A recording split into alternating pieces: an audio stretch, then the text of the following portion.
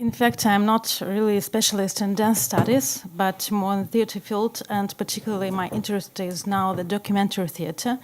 And I have to say that the documentary theater, I think all over the world and in Russia also, has now its huge interest for dance, contemporary dance. And in the beginning of this week, there was a laboratory about what can we say about documentary dance, if we can say something about it. And it's just the context. So what interested me, that is the duo really of Bondarenko and Gordeeva. That is, one is a playwright, and the other is a dancer and a choreographer. And in this duo, we see that they are both performing on the stage. And it is not so usual for Russian public to see the playwrights on the stage.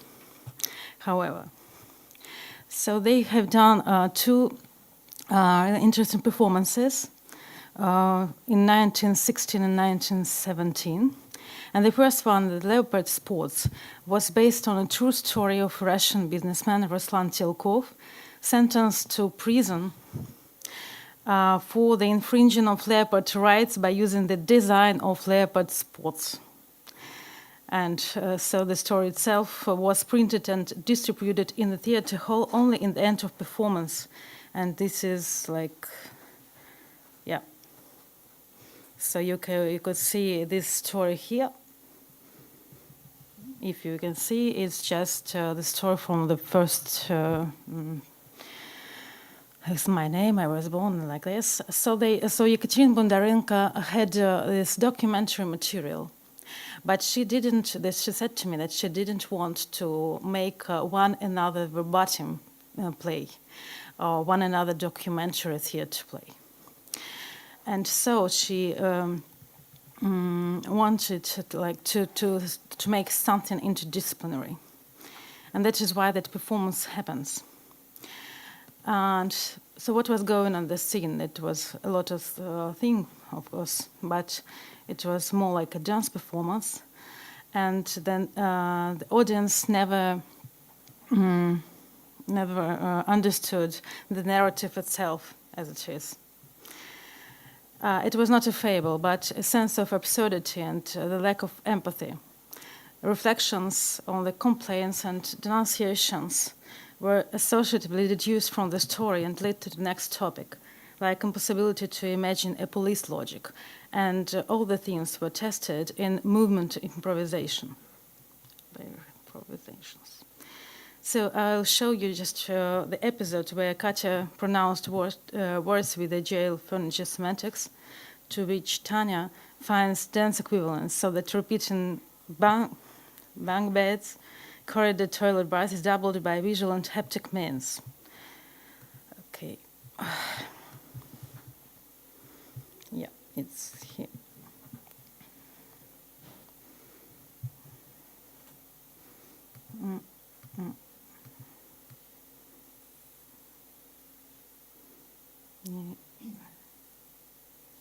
Yes.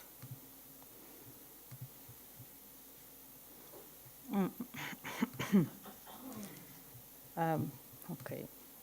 I just.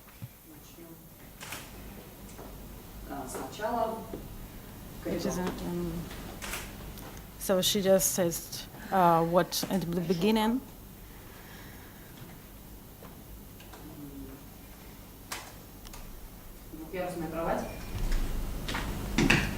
There's one bed, toilet, the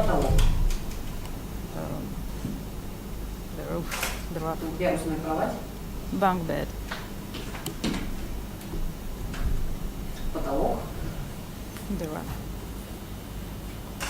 решетка, bars, коридор, corridor, коридор, corridor. Well, it is not so. туалет, I just put the order down to comment. So there is no semantic proximity between words and movements, but the repetition itself and space the space limits of a dance reflect some important figures about being imprisoned. The important fact also is that in the scene there is one performer who decides what the other should do and in what order and for how long. So it is also the performative study of the power relations. And the playwright is here in the position of the author, not only the text, but of the choreography. If in that part that is Tanya who moves and Katya who speaks, the final consists in Katya's walk along the stage in a leopard swimwear, while Tanya reads a text about the animal species and its rights.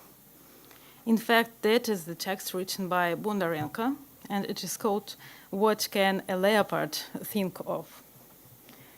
Yeah, I like it. Well, yes, it would be here.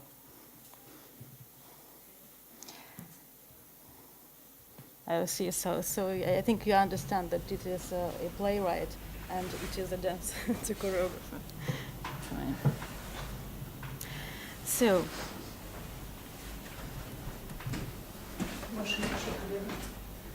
And I don't know if the leopard clothes are perceived like a kitsch clothes everywhere, only in post-Soviet societies. But well, in our countries, it's like a real sign of being like not in a trend. And it is really common, so it's the absurdity comes from it. Okay. So the text is like, what can a leopard think of? Does it think?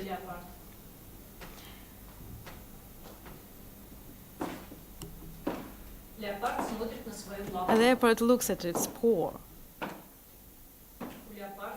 A leopard has a tail. A leopard thinks better when he walks. That's why it is walking, otherwise there is no chance for it to think. A leopard is in uncertainty. A leopard, like a switch. A leopard doesn't know if it has offended people, but people infringed its rights, yes? People not once infringed related rights with a leopard. Something is going on in between us. A leopard is in uncertainty.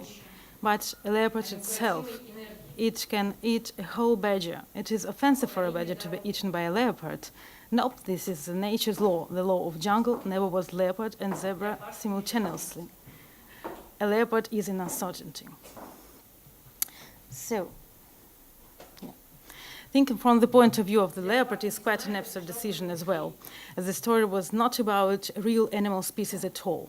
Nevertheless, this shift reveals that the image of leopard has strong negative connotations, as it is associated, like I said, with kitsch clothes. Thus, it is a critic also of a snow-styled discourse as much as of the police actions. And this businessman was in prison for 9 months. You saw that in one episode, Katya recounted, well, you didn't saw, because I didn't show you, but Katya recounted in one episode fashion tips on how to wear leopard design, bigger or smaller sports that are trendy. And this final continues that theme. So what is interesting in this project is that the playwright refuses to use the proper documentary materials and merely any seizable narrative that could help the audience to understand the plot or the message. Katya says that she needed to rethink the methods of playwriting, and the co-working with a dancer thus gave her an opportunity not to make a copy of the real man's speech and story, but to broaden the technique and try something less obvious and less direct. In the interview, she also admitted that she never counted a text as the main element in the theater, or the only task of a playwright to do.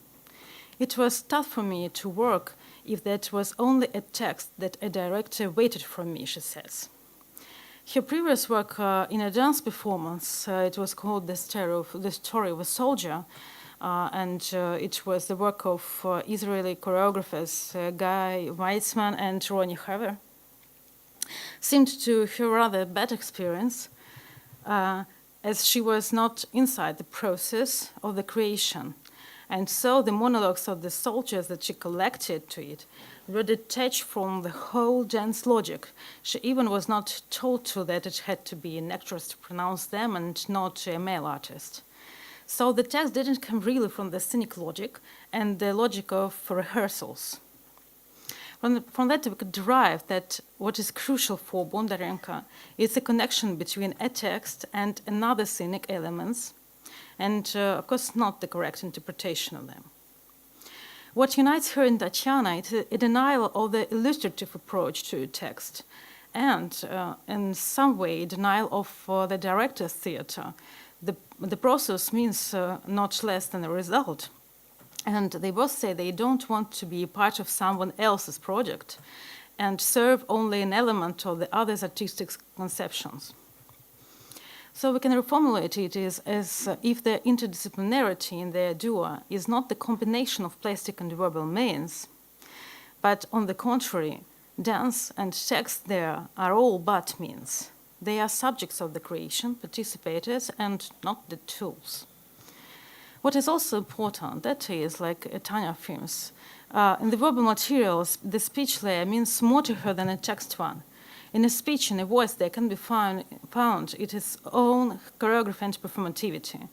The voice creates one more stream, and it's the tension between different autonomous streams or flows that she, as a dancer, tries to catch. Nevertheless, the documentary stays. But now it's not the concrete businessman's story, but the reflection about the freedom, about being imprisoned, and of course about Russian court. And it's like fairness. And also it is the research about the creativity and the ability to sense another's senses. So the second performance I have no chance to analyze here, but I just show you some, okay.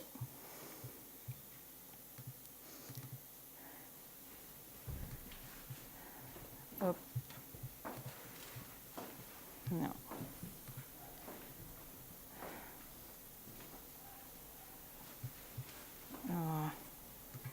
Yeah. And the story that was a performance, like they say, a performance lecture about the space and about the traces that the architecture leaves in our memory and in our corporeality, exploring the relation of a modern citizen and the artificially constructed habitat in an architectural environment. So that is the beginning, and they take in the beginning they just talk about the interdisciplinarity, about the research, and about necessity to take off their robes and rest naked. So that's the, well, it's like it is not in there. It is in another. It is not. I just didn't stop it, and it is like it is really funny now. I will tell them. As I said, that was the question. In that performance, usually it is like only 10 some kind of that audiences. So I just found that in that performance that was interesting, that was repeating the inscription of some text on the skin of each others, and that is why they were naked. And this inscription, it was like the illustration, not about the idea of that the culture is inscripted on our bodies. And even like this, you see the title, and it is the title of Robert Frost's lyrics that was inscripted also. So to conclude, for Tatiana's collaboration, with a playwright, seemed a work with someone outside the dance field, and she continued in that work because the previous work was with a philosopher who standard, but the philosopher didn't move, and now she found someone else outside the dance, but who was interested in moving also. So the work with no dance body, and with the speech as a performative stream and as an exterior restriction to her dance.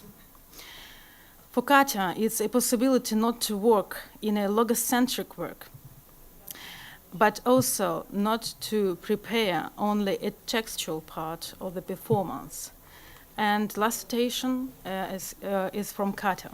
Dance is in between. It is not what Tanya makes. It is between the text and the movement. Thank you.